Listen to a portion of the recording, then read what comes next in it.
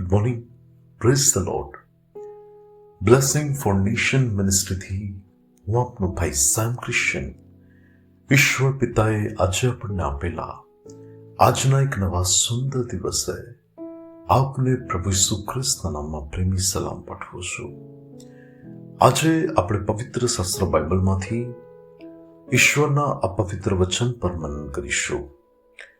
યોએલ પ્રબોધકનું પુસ્તક તેનો 2 અધ્યાય તેની 25મી કલમ.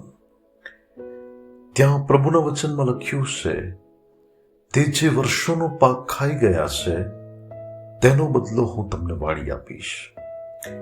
હિન્દી અનુવાદમાં લખ્યું છે, મેં ઉસકી હાનિ તુમકો ભર દૂંગા. અને ઇંગ્લિશ ટ્રાન્સલેશનમાં બહુ સુંદર બાબત લખી છે, God will restore what you thought was lost.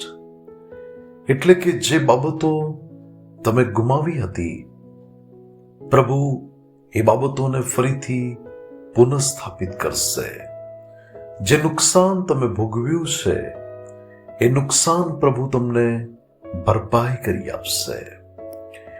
ખ્રિસ્તમાં મારા વાલા ભાઈઓ અને બહેનો, બની શકે આ વર્ષની અંદર એવો કોઈ સમય આવ્યો હોય કે જે સમયની અંદર તમારે કોઈ પરિસ્થિતિમાં નુકસાન વેઠવું પડ્યું હોય.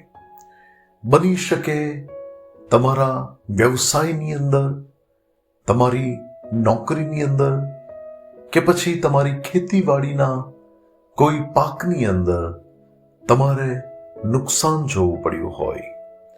પરંતુ પરમેશ્વર એના વચનની અંદર કહે છે કે હું તમને તેનો બદલો પાછો વાળી આપીશ. અને 26મી કલમમાં લખ્યું છે, તમે પુષ્કળ ખાઈને તૃપ્ત થશો ને તમારા ઈશ્વર યહોવા જે તમારી સાથે આશ્ચર્યકારક રીતે વર્ત્યા છે તેમના નામની તમે સ્તુતિ કરશો અને મારા લોકો કદી લજ્જિત થશે નહીં.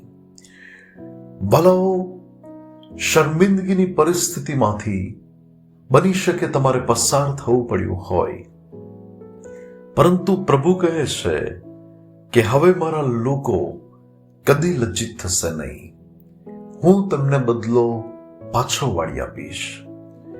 અય્યુબે તેના જીવનના કસોટીના સમયમાં બધું ગુમાવ્યું. એવો સમય આવ્યો કે જ્યાં લોકો તેના ઠઠ્ઠા કરી રહ્યા હતા, લોકો તેના નામની અને તેની પરિસ્થિતિની મશ્કરી કરી રહ્યા હતા. પરંતુ પરમેશ્વરે તેના જીવનની અંદર એક એવો સમય પાછો આપ્યો કે જ્યાં તેની દુર્દશા બદલાઈ ગઈ, તેની પરિસ્થિતિઓ બદલાઈ ગઈ. પહેલા કરતા બમણો આશીર્વાદ પ્રભુએ તેને આપ્યો અને જાણે તેના જીવનના એ દુઃખના દિવસો પ્રભુએ ભૂલાવી દીધા. બની શકે ભલાઓ, તમારા જીવનની અંદર આજે પણ અમુક એવી ઘટનાઓ જે તમને પીડા આપે છે, તમારા હૃદયને દુઃખ પહોંચાડે છે, પરંતુ પ્રભુ કહે છે કે હવે મારા લોકો કદી લજ્જિત થશે નહીં. પ્રભુ તમારા વિલાપને નૃત્યમાં બદલી નાખશે. પ્રભુ તમારી પરિસ્થિતિઓમાં એવું અદ્ભુત કાર્ય કરશે કે તમે પ્રભુનું મહાન કામ તમારા જીવનની અંદર થતા જોશો. તમે પરમેશ્વરના અદ્ભુત કામને તમારા જીવનમાં પ્રગટ થયેલું જોશો અને પ્રભુનો મહિમા તમારા જીવનમાં પ્રગટ થશે. અને ભલાઓ, તમે તો પરમેશ્વરના અદ્ભુત કામને જોઈને હરખાશો અને તમે તમારા દુઃખને વિસરી જશો. તમે જે ગુમાવ્યું છે એને તમે ફરીથી યાદ નહીં કરો અને પ્રભુ બધું પુનઃસ્થાપિત કરશે અને તમે પરમેશ્વરને તેની ભલાઈને માટે ધન્યવાદ આપશો.